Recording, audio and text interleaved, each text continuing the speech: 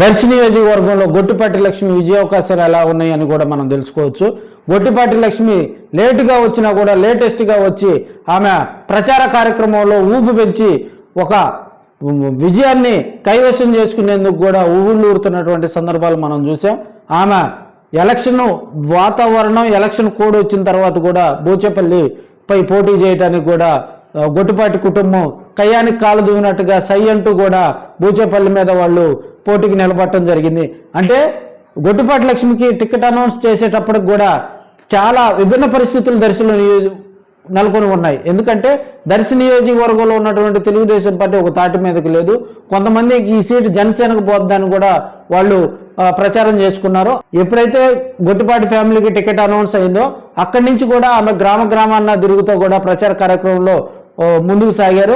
అయితే కొంతమంది పిఏలు ఆమె చుట్టూ చేరి కూడా దర్శి నియోజకవర్గం కొత్త కావడంతో కొంతమంది తాము దర్శి నియోజకవర్గంలో తమకు పోల్ మేనేజ్మెంట్ తెలుసు, దర్శి నియోజకవర్గంలో మాకు ఎలక్షన్ మేము గతంలో కూడా ఇక్కడ ఎన్నికలు చేసామని చెప్పేసి ఆమె చుట్టూ చేరి కొన్ని సమస్యల్లో పరిష్కార మార్గాలు కూడా ఆమె దగ్గరికి రానియకుండా వీళ్ళు పక్కదారి పట్టించినటువంటి సందర్భాలు అయితే అది బహిరంగంగానే చెప్పుకుంటున్నటువంటి సందర్భాలు చూసాం.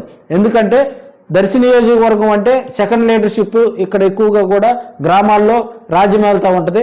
ఆ సెకండ్ లీడర్షిప్ని గొట్టిపాటి ఫ్యామిలీ దగ్గరికి పోనీయకుండా ఈ పిఎల్ రూపంలో కొంతమంది నానా యాగి సృష్టించి కూడా గందరగోళ వాతావరణం సృష్టించి ఆమెకు ప్రచారంలో కానీ ఇక్కడ కార్యకర్తలతో సెకండ్ లీడర్షిప్తో కలిసే వేలో కొంత ఇబ్బందికర పరిస్థితులు సృష్టించారు.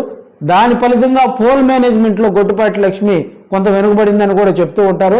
ఏదేమైనప్పటికీ కూడా తనకున్న తక్కువ టైంలోనే గ్రామంలో ఆమె ప్రచారం చేస్తూ కూడా ఒక తాటిపైకి జనసేన, తెలుగుదేశం, బీజేపీ నాయకులు దర్శి నియోజకవర్గంలో కుర్చేడు మండలంలో ఉన్నటువంటి కాపు సమాజ వర్గం, అదేవిధంగా దర్శి నియోజకవర్గం దర్శి పంచాయతీలో కూడా కొంత కాపు సామాజిక వర్గం, కమ్మ సామాజిక వర్గాన్ని అందరినీ మమేకం చేసుకుంటూ కూడా గ్రామాల్లో పర్యటిస్తూ చంద్రబాబు మేనిఫెస్టోను కూడా ప్రజల్లోకి తీసుకెళ్తూ ఆమె గ్రామాన్ని కూడా తిరుగుతూ కూడా లాస్ట్ ఎన్నికల రోజు జరిగినటువంటి చిన్నపాటి గొడవలు కూడా తెలుగుదేశం పార్టీకి కలిసి వచ్చే అంశం కూడా చెప్పుకుంటూ ఉంటారు.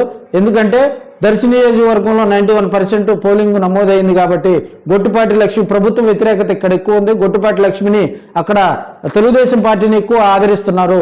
పోల్ మేనేజ్మెంట్ విషయంలో గొట్టిపాటి లక్ష్మి కూడా సక్సెస్ అయ్యారని కూడా కొంతమంది రాజకీయ విశ్లేషకులు అయితే చెప్తున్నారు. పిఏలు కొంత ఇబ్బంది సృష్టించినప్పటికీ కూడా ఆమె కొంతమందిని ఏర్పాటు చేసుకొని వారికి కావాల్సినటువంటి సెకండ్ లీడర్షిప్తో కూడా ప్రత్యక్షంగా పరోక్షంగా ఆమె మాట్లాడి గ్రామాల్లో తాము అధికారంలోకి వస్తే చేయబోయే కార్యక్రమాలను వాళ్ళకు మేనిఫెస్టో వివరిస్తూ కూడా వారందరినీ మమేకం చేస్తూ వారందరితోటి ఆత్మీయంగా మాట్లాడుతూ వారందరినీ కలుపుకొని కూడా గొట్టిపాటి లక్ష్మి సక్సెస్ అయిందని కూడా కొంతమంది చెప్తున్నారు.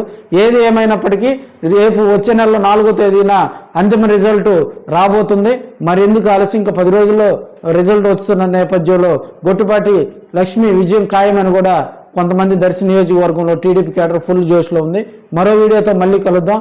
అంతవరకు సెలవు, నమస్కారం.